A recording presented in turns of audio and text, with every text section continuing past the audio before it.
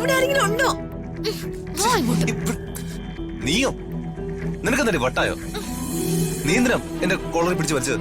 നിനക്ക് എന്താ വേണ്ടത്? എന്തിനാ എന്റെ മോതിരം കൈ നൂരിയത്? നിന്നെ അല്ലെങ്കിൽ വേണ്ട. ഇനി ഞാൻ തല്ലിയിട്ട് വേണം നീ വീട്ടിൽ ചെന്ന് അടുത്ത പ്രശ്നം ഉണ്ടാക്കാൻ. സാർ എന്ത് വിചാരിച്ചാണോ എന്തോ. രാജു ചേച്ചി ഒന്ന് തുറക്കൂ. രാജു ഇതൊന്നും തുറക്കാൻ പറയൂ.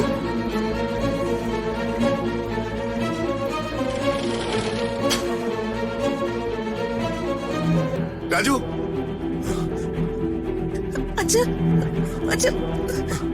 ഏയ് രാജു.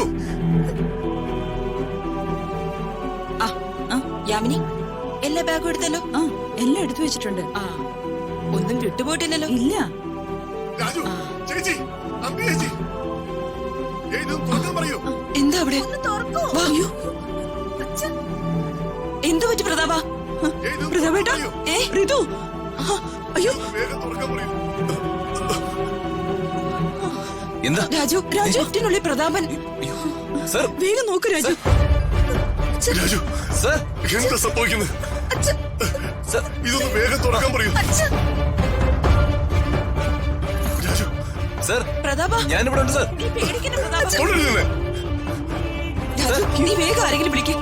രാജു സർ എന്തെങ്കിലും ചെയ്യാൻ പറ്റുമോ ഞാൻ ഒന്ന് നോക്കിട്ട് വരാം. രാജു എന്താ സംഭവിക്കുന്നത്?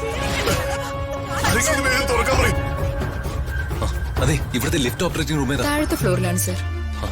ഇതൊന്ന് നോക്കണേ. ശരി സർ. രാജു എനിക്ക് ശ്വാസം മുട്ടുന്നു. ശ്വസിക്കാൻ പറ്റുന്നില്ല. ഇതൊരു കഷ്ടം. ഒന്ന് പെട്ടെന്ന് തുറക്കോ.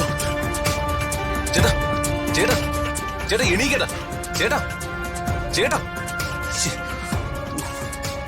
ചേട്ടാ. സെക്യൂരിറ്റി എഴുന്നേക്കണോ? സർ ഇയാള് ഫുൾ തണ്ണിയാണെന്ന് തോന്നുന്നു. വിളിച്ചിട്ട് എഴുന്നേക്കുന്നില്ല. അയ്യോ പെട്ടു. ഇനിയിപ്പോ ആരെ വിളിക്കാം? സാർ എന്തെങ്കിലും ഒന്ന് ചെയ്യാം. ഒന്ന് പെട്ടെന്ന്. ലിഫ്റ്റിനുള്ളിൽ മിനിസ്റ്ററും അദ്ദേഹത്തിന്റെ മകളും കുടുങ്ങിയിരിക്കുക. അയ്യോ സർ മെക്കാനിക്കിന്റെ നമ്പർ ഉണ്ടെങ്കിൽ ഒന്ന് പെട്ടെന്ന് വിളിച്ച് പറയാം. ഓ